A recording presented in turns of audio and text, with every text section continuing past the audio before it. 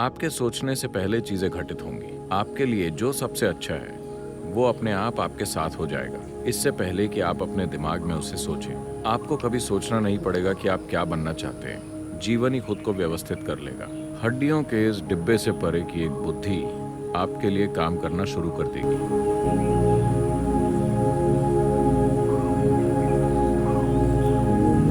ये सिर्फ दिमाग की बात नहीं है।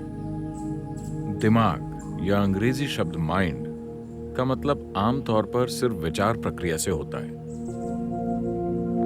विचार प्रक्रिया आपके दिमाग का सबसे ऊपरी हिस्सा है। मेरे ख्याल से यूरोपीय विचारों के कारण हमने विचार को कुछ ज्यादा ही महत्व दे दिया है। योगिक विज्ञान में हम इसे कोई महत्व नहीं देते कि आप अभी क्या सोच रहे हैं और महसूस कर रहे हैं, क्योंकि आप आखिर क्या सोच सकते हैं। आपने जो जानकारी इकट्ठा की है आप बस उसे रिसाइकल कर रहे हैं। इसका कोई खास नतीजा नहीं आएगा। जो भी आपके दिमाग की सतह पर है वो घूमता रहता है, उसका कोई फायदा नहीं है। अभी आप जो सोच रहे हैं वो दिमाग की सतह है। दिमाग के और गहरे आयाम भी हैं। संस्कृत भाषा में दिमाग की अलग अलग अवस्थाओं का वर्णन करने के लिए कई सारे शब्द हैं, लेकिन दिमाग का एक पहलू है। समय की कमी के कारण मैं बाकी चीजों को छोड़ रहा हूं। दिमाग का एक पहलू है जिसे हम चित्त कहते हैं। चित्त दिमाग की सबसे अंदरूनी परत है, जो उस चीज के साथ आपको जोड़ता है जिसे हम चेतना या कॉन्शियसनेस कहते हैं। अगर आपका चित्त जागरूक हो जाए, अगर आप अपने चित्त पर जागरूकता के साथ एक हद तक नियंत्रण पा लें, तो आप अपनी चेतना तक पहुंच सकते हैं। हम जिसे चेतना कह रहे हैं ये वो आयाम है जो न तो भौतिक है, न इलेक्ट्रिकल है और न इलेक्ट्रोमैग्नेटिक है। ये भौतिक से अभौतिक आयाम का एक बहुत बड़ा परिवर्तन है। एक अभौतिक आयाम ही अस्तित्व का आधार है।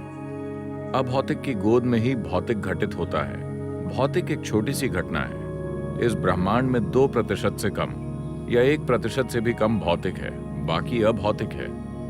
इस अभौतिक आयाम के नाम के रूप में यौगिक शब्दावली में एक खास ध्वनि का प्रयोग किया जाता है जो उस आयाम से जुड़ी हुई है। आजकल ये सब काफी विकृत हो गया है। We call this Shiva. हम इसे कहते हैं शिव, जिसका अर्थ है वो जो नहीं है। शिव यानी ऊपर बैठे किसी व्यक्ति की बात नहीं कर रहे हैं। हम एक ऐसे आयाम की बात कर रहे हैं जो नहीं है, मगर इसी आयाम की गोद में वो सब कुछ घटित होता है जो है। तो अगर आपका चित्त थोड़ा भी सचेतन हो गया तो न सिर्फ किसी विचार को कहीं और पहुंचाने की आपकी क्षमता, बल्कि और कुछ भी भेजना भी संभव है। भौतिक स्तर पर कुछ भेजना भी संभव है। तो क्या ऐसा हो सकता है? निश्चित तौर पर। क्या हम अभी इन सभी लोगों को ये सिखा सकते हैं? सैद्धांतिक रूप से हाँ, मगर क्या ये उसके लिए जरूरी तैयारी करेंगे? ये एक क्वेश्चन मार्क है। एक बड़ी समस्या ये है कि हमारे एजुकेशन सिस्टम्स ऐसे हैं कि हमने अपने विचारों को इतना महत्वपूर्ण बना दिया है कि पहले तो उन्हें नीचे लाने में समय लगेगा। उन्हें ये समझाने में बहुत समय लगेगा कि उनके विचार मूर्खतापूर्ण हैं, क्योंकि हर कोई खुद को स्मार्ट समझता है, मगर ज्यादातर लोगों का सिर्फ फोन ही स्मार्ट होता है, क्योंकि आपकी विचार प्रक्रिया सिर्फ उन सीमित जानकारियों का नतीजा है जिन्हें आपने इकट्ठा किया है। अगर मैंने दुनिया की सारी लाइब्रेरियां पढ़ डाली हैं तो भी ये बहुत सीमित है पूरी सृष्टि के मुकाबले। इतने वैज्ञानिक विकास के बाद भी हम नहीं जानते कि एक पत्ता वास्तव में कैसे काम करता है। हम एक अणु को भी पूरी तरह नहीं जानते, इतनी सारी वैज्ञानिक खोजों के बावजूद। तो इतना एहसास काफी होना चाहिए हमें विनम्र बनाने के लिए कि हम चीजों का इस्तेमाल करना तो जानते हैं, मगर ये नहीं जानते कि ये है क्या। पूरा जीवन लग जाएगा उसकी मूलभूत चीजों को समझने में। अगर लोग सबसे पहले इन चीजों को समझ लें, जैसे उनके दिल की सनक, आपने तो उसे मूर्खतापूर्ण कह दिया। अगर वो ये भी समझ लें कि उनकी विचार प्रक्रिया और भावनाओं की स्मार्टनेस भी काफी मूर्खतापूर्ण है, तो ये आसान हो जाता है। फिर लोगों को ट्रेन करना आसान हो जाएगा। ऐसा नहीं है कि अब मैं इस विचार को पैदा करके आपको देना चाहता हूं, ऐसे नहीं। आपके सोचने से पहले चीजें घटित होंगी।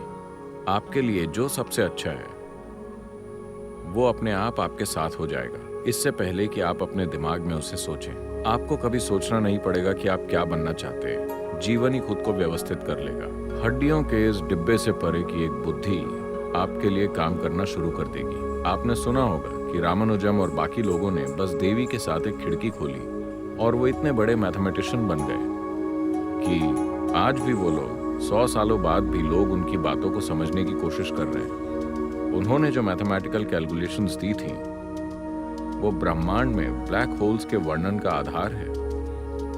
जब वो जीवित थे, ब्लैक होल नाम का कोई शब्द नहीं था, कोई उसके बारे में जानता तक नहीं था।